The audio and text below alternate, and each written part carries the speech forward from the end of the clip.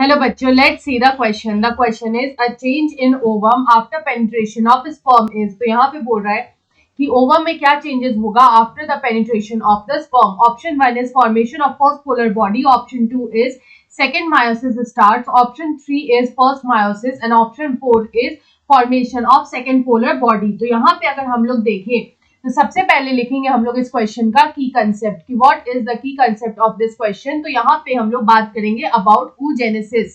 तो यहाँ पे फीमेल में जो oogenesis होता है it leads to the formation of the ovum. It leads to the formation of the ovum. तो यहाँ पे ओवम का जो फॉर्मेशन होता है वो होता है by this process which is known as oogenesis which occurs in the female ovaries. तो यहाँ पे अगर हम लोग बात करें कि यहाँ पे जब ओवम का फॉर्मेशन होता है और जब होगा इसमें पेनिट्रेशन ऑफ स्पर्म. तो यहाँ पे पेनिट्रेशन ऑफ स्पर्म से होता क्या है, तो यहाँ पे जब स्पर्म का पेनिट्रेशन होगा तो यहाँ पे जो मेटाफेज प्रमोटिंग एंजाइम जो होगा वो यहाँ पे एक्टिवेट हो जाएगा. तो हम लोग बोलेंगे कि after the penetration of sperm this metaphase promoting enzyme it gets activated. The metaphase promoting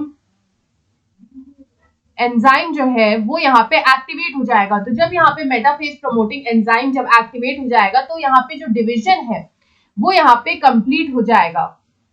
division will be completed और यहाँ पे जो फर्दर फॉर्मेशन होगा वो होगा ओवा का. तो यहाँ पे होगा फॉर्मेशन ऑफ ओवा along with the second polar body, along with the second polar body. और ये जो सेकेंड पोलर बॉडी है वो आगे जाके डिजेनरेट कर जाएगा. तो हम लोग बोलेंगे कि ये जो सेकेंड पोलर बॉडी होगा इट विल फर्दर डिजेनरेट, ये आगे जाके डिजेनरेट कर जाएगा. तो यहाँ पे अगर हम लोग देखें कि oogenesis का ये जो प्रोसेस है ये किस तरह से होता है, तो सबसे पहले ये यहाँ पे स्टार्ट होता है with oogonia which is diploid. ये जो oogonia है ये आगे जाके फॉर्मेशन करेगा प्राइमरी oocyte का और ये जो प्राइमरी oocyte होता है ये भी यहाँ पे होता है डिप्लॉयड.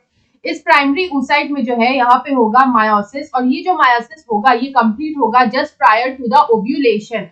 और यहाँ पे फॉर्मेशन होगा सेकेंडरी oocyte का और ये जो सेकेंडरी oocyte होगा ये होगा हैप्लॉइड, क्योंकि अभी जो मायोसिस होता है वो होता है रिडक्शन डिवीजन. तो यहाँ पे जो है सेकेंडरी oocyte के अलावा यहाँ पे फॉर्मेशन होता है फर्स्ट पोलर बॉडी का और ये जो फर्स्ट पोलर बॉडी होता है ये भी यहाँ पे हैप्लॉइड होगा और ये आगे जाके डिजेनरेट कर जाएगा.